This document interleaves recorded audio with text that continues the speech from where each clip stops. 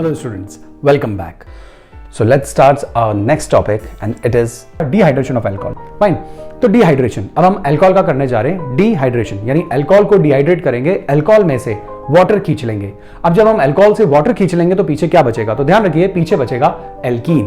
तो जब भी अल्कोहल का डिहाइड्रेशन होता है, अल्कोहल से OH और अल्कोहल से H मतलब H2O बाहर निकालते तो एल्कीन्स बनते हैं, और जब भी एल्कीन्स का हाइड्रेशन होता है मतलब एल्कीन्स पे वाटर जब जोड़ देते हैं तो अल्कोहल बनते हैं। एल्कीन्स का हाइड्रेशन करके अल्कोहल बनाना हम method of preparation of alcohol में अच्छे से देख चुके हैं और मैकेनिज्म भी हमने वहां देखा है, और रिलेटेड जो ये टॉपिक था इसका भी मैकेनिज्म मैंने वहां शॉर्ट में आपको बता दिया था, आज डिटेल में मैं बताऊंगा। फाइन। तो अब हम शुरू करने जा रहे हैं डिहाइड्रेशन ऑफ अल्कोहल्स। देखिए, डिहाइड्रेशन करने के लिए आपको डिहाइड्रेटिंग एजेंट मिलाने पड़ेंगे जो कि वाटर को बहुत इफेक्टिवली खींचे अपनी तरफ। तो उसमें आप यूज कर सकते हैं कंसंट्रेट H2SO4, H3PO4 भी बहुत कॉमनली यूज किया जाता है। इसके अलावा कैटलिस्ट यूज कर सकते हैं आप रिएक्शन को थोड़ा सा स्पीड अप करने के लिए, एनहाइड्रस ZnCl2 और Al2O3 ये एज अ कैटलिस्ट यूज किए जा सकते हैं। फाइन। और बाकी जनरली जो आप देखें तो ये दोनों मैक्सिमम केसेस में आपको यूज होते हुए नजर आएंगे। कौन कौन?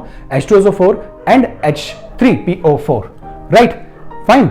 चलिए तो आगे बढ़ेंगे। तो सबसे इंपॉर्टेंट चीज डिहाइड्रेटिंग एजेंट आपको पता होने चाहिए, वो हमने आपके सामने बता दिए। अब आगे चलते हैं। ये जो रिएक्शन है, इस रिएक्शन में आप देखिए जरा, हमने कंसंट्रेट H2SO4 यूज कर रखा है और टेम्परेचर काफी हाई ले रखा है। टेम्परेचर हमने ले रखा है 443 केल्विन, काफी हाई टेम्परेचर है। इससे पहले जब हमने ये उल्टी रिएक्शन देखी थी जिसमें एल्कीन्स का हाइड्रेशन जब हमने किया था तो वहां पे भी हमने कंसंट्रेट H2SO4 तो लिया था लेकिन टेम्परेचर काफी लो रखा था, वहां पे 413 केल्विन ही था। और मैं आपसे पहले भी बोल चुका हूं टेम्परेचर का भी काफी इंपॉर्टेंट रोल होता है कि एलिमिनेशन होगा कि सब्स्टिट्यूशन होगा, क्योंकि यहाँ पे टेम्परेचर काफी हाई है, ये बात मैं पहले भी बोल चुका हूं। ठीक है। और कंसंट्रेट H2SO4 है, तो ये जो चीज है, ये जो कॉम्बिनेशन है, ये इट ऑलवेज फेवर्स एलिमिनेशन। तो यहाँ पे एलिमिनेशन ही हो रहा है। कैसे पहचानेंगे एलिमिनेशन हो रहा है? क्योंकि इसी में से कोई चीज निकल कर बाहर जा रही है। यहां से अगर आप देखें, इस जगह आप देखें तो यहां से OH और यहां से H, मतलब अल्फा पोजीशन से OH और बीटा पोजीशन से H। अगर आपको याद आ रहा हो alpha beta elimination, alkaline aryl halides, ठीक है, उस चैप्टर में भी आपने ये चीज देखी है। बस वहां पे यहाँ पे Cl होता था, यहां से Cl हटता था, यहां से H हटता था और बीच में एल्कीन बनते थे। सेम वही चीज थी, बस वहां पे जो चीज हट रही थी वो HCl था, यहाँ पे जो चीज हट रही है वो H2O है, बाकी सब कुछ सेम ही है, इसलिए आप इसे एलिमिनेशन कैटेगरी में रख सकते हैं। तो यहाँ पे एलिमिनेशन अगर होगा, यहाँ से OH और यहाँ से H चला जाए तो ये एल्कीन बन जाएंगे, साथ में वाटर बनेगा। अब जो ये वाटर बन रहा है और साथ में एल्कीन भी बन रहा है, इथीन भी बन रहा है, इन दोनों को बनते ही आपको सेपरेट करना जरूरी है, क्योंकि रिएक्शन के अंदर होता है इक्विलिब्रियम। जैसे जैसे बनते जाएं उसमें से किसी एक को आप हटाते जाइए, जिसका बॉइलिंग पॉइंट कम है उसे इवोपरेट कर लीजिए, डिस्टिलेट कर लीजिए, डिस्टिलेशन कर लीजिए उसका, और उसको कंडेंस करके अलग से कलेक्ट कर लीजिए। और ऐसा करने से जिन रिएक्शंस के बीच में इक्विलिब्रियम होता है और उसमें से जो प्रोडक्ट होता है उसमें से किसी भी एक को अगर आप हटा दें मिक्सचर में से, तो it helps to shift the reaction in forward direction. And which principle is this? आप सब लोग अच्छे से जानते होंगे, and that principle is le Chatelier principle. Fine. तो यहां पे ये बात भी मैंने लिख दी, to drive the equilibrium to the right ethene is removed as soon as it is formed. Ethene को ही क्यों बोल रहे हैं? क्योंकि वाटर के कंपैरिजन में इथीन का बॉइलिंग पॉइंट कम होता है, दैट्स व्हाई हम गर्म करके इसी को इवोपरेट करके डिस्टिलेशन करके इसको हटा सकते हैं। राइट। चलिए अब हम इस रिएक्शन का मैकेनिज्म देख लेते हैं कि ये जो रिएक्शन अभी सामने लिखी गई है इसका मैकेनिज्म क्या हो सकता है। तो देखिए मैकेनिज्म देखते हैं। रिएक्शन आपके सामने है ही है, ये रही रिएक्शन। फाइन। आप देख लीजिए CH3 CH2OH से एल्कीन बन रहा है, हम यही कर लेते हैं। यहां देखिए CH3 CH2OH ये आपके पास है। मैकेनिज्म हमें इसका बताना है। मैकेनिज्म में हमने क्या यूज किया है? एसिड यूज किया है। फाइन। तो यहां देखिए जरा, इसके अंदर H+ है, बिल्कुल सेम। इससे पहले वाला मैकेनिज्म अगर आपने ठीक से सीख लिया तो ये बिल्कुल आसान है और अभी देख के आपको समझ आ जाएगा। अब H+ है और इसके ऊपर क्या प्रेजेंट होते हैं? Lone pairs. आप शायद समझ गए होंगे, हमेशा हेड डेफिशिएंट स्पीशीज की तरफ होती है, टेल हमेशा जहां से इलेक्ट्रॉन्स आ रहे हैं उस तरफ होती है। फाइन।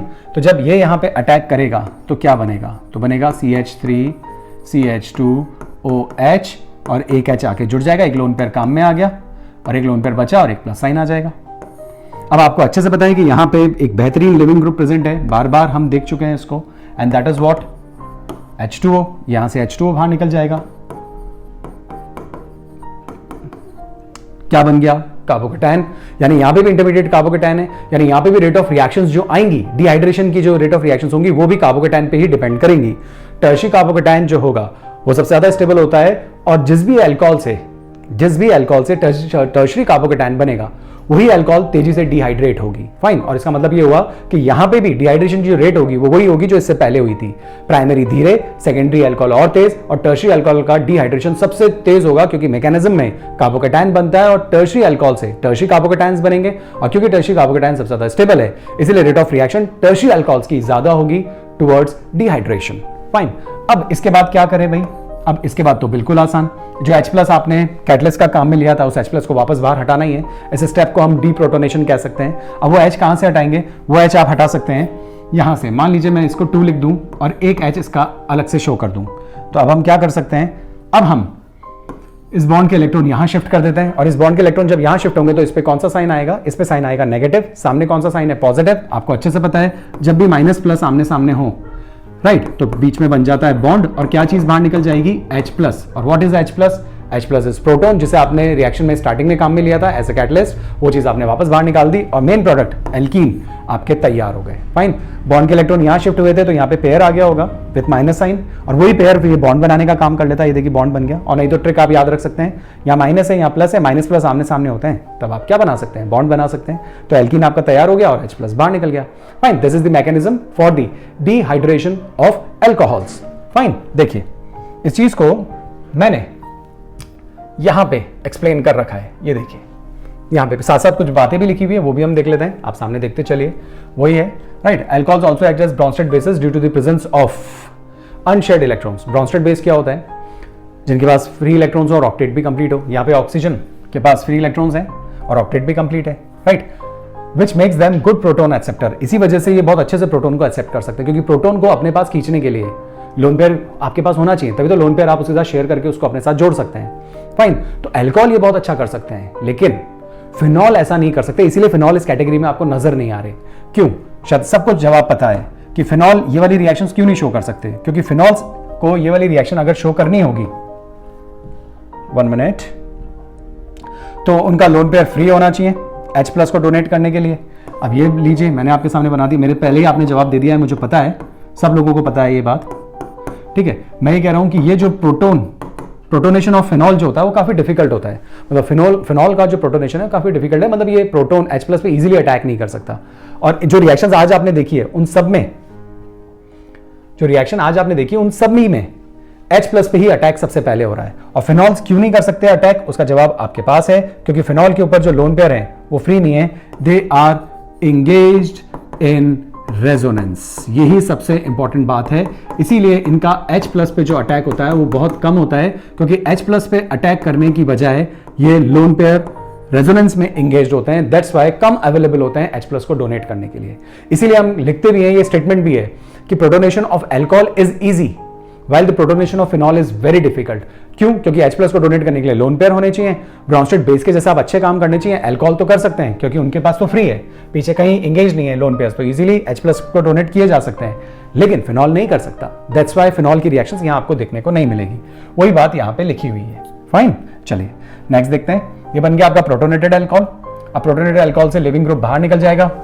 यही आपका स्लो स्टेप है, रिडिटरमाइनिंग स्टेप यही है, क्योंकि इसी में कार्बोकेटायंस बन रहे हैं जो कि आपके रिएक्शन के इंटरमीडिएट्स हैं। ये हमने कार्बोकेटायन बना दिया। स्लो स्टेप है, रिडिटरमाइनिंग स्टेप है।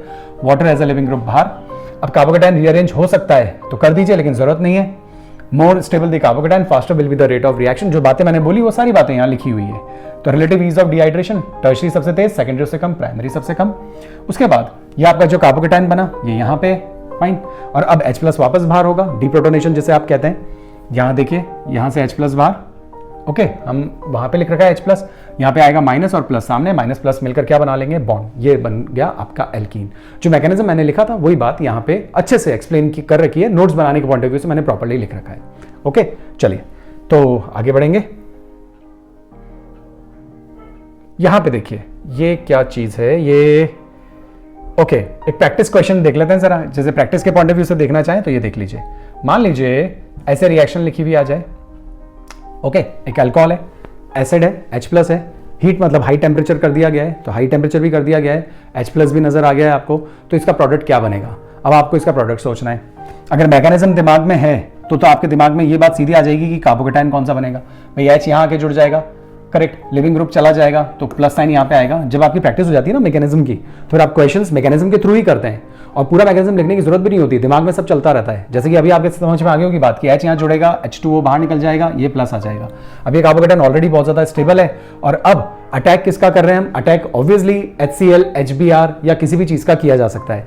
फाइन, वैसे तो हम तो यहाँ पे डिहाइड्रेशन कर रहे हैं। हमने इससे पहले जो रिएक्शन देखी थी वो तो HCl, HBr की थी, लेकिन यहाँ पे तो केवल ये H+ लिखा हुआ है और हीटिंग कर रहे हैं, तो डिहाइड्रेशन ही है।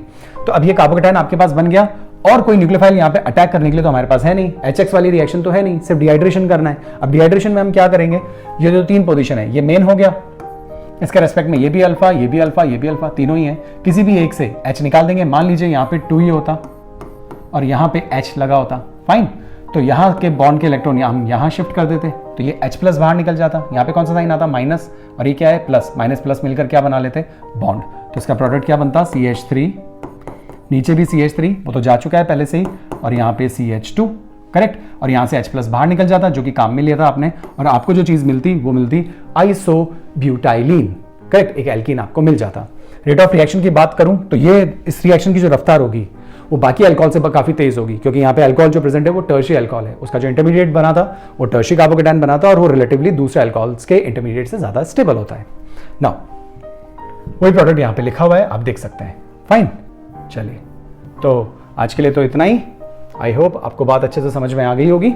नेक्स्ट वीडियो में फिर मिलेंगे, तब तक खुश रहिए, अपना ध्यान रखिए, अपनों का भी ध्यान रखिए। जय हिंद।